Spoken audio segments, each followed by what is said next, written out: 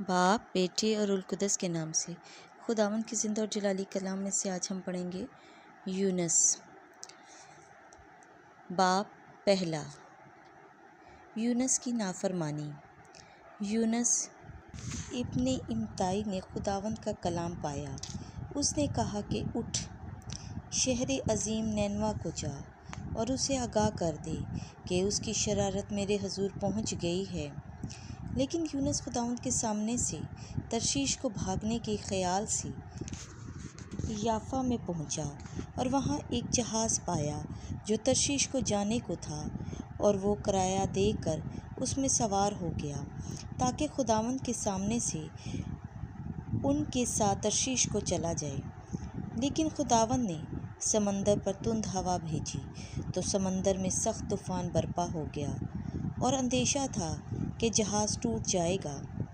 तब मला हरासा हो गए और हर एक ने अपने मबूद को पुकारा और बारे जहाज़ को समंदर में डाल दिया ताकि उसे हल्का करें। लेकिन यूनुस जहाज़ के पहंदे में उतरकर वहाँ गहरी नींद में पड़ा सो रहा था। तब नाखुदा उसके पास जाकर उससे कहने लगी कि तू कैसे नींद में गर्क है। उठ, अपने मबूद को पुकार, शायद वो मबूद हमें याद करे और हम हलाक ना हों। तब वो एक दूसरे से कहने लगे कि आओ हम कुरा डालें ताकि मालूम करें कि किसके सबब से ये आफत हम पर आई। चुनाचे उन्होंने कुरा डाला और कुरा यूनुस पर पड़ा।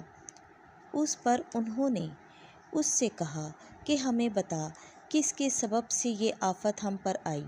तेरा क्या पेशा है और तू कहाँ से आया है? तेरा वतन कहाँ है और तू किस कौम का है? उसने उनसे कहा कि मैं इब्रानी हूँ और खुदावंद आसमान के खुदा बहर बर के खालिक से डरता हूँ।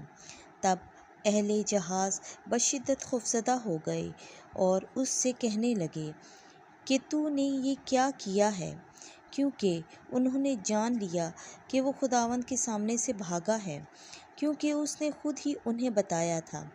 और उन्होंने उससे कहा कि हम तेरे साथ क्या करें कि समंदर हमारे लिए साकिन हो जाए, क्योंकि समंदर का जोश बढ़ता जाता था।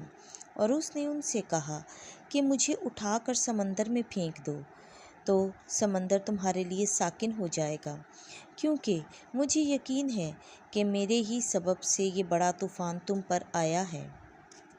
तो भी अहले जहाज़ ने डांड चलाने में बड़ी मेहनत की, किनारे पर पहुँचे लेकिन ना पहुँच सके, क्योंकि समंदर उनके ख़िलाफ़ और भी ज़्यादा मोजज़न होता जाता था।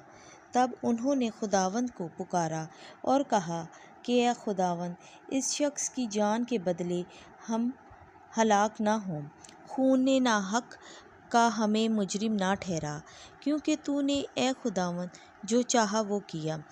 तब उन्होंने यूनुस को उठाकर समंदर में डाल दिया और तलातम अमवाज माकूफ हो गया। इस पर अहले जहाज़ बहुत डर गए।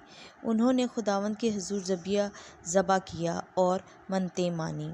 खुदावंद की ज़िंदा और जलाली कलाम का पढ़ा, सुना और समझा जाना हम सब के लिए बाइस बरकत हो। आमीन।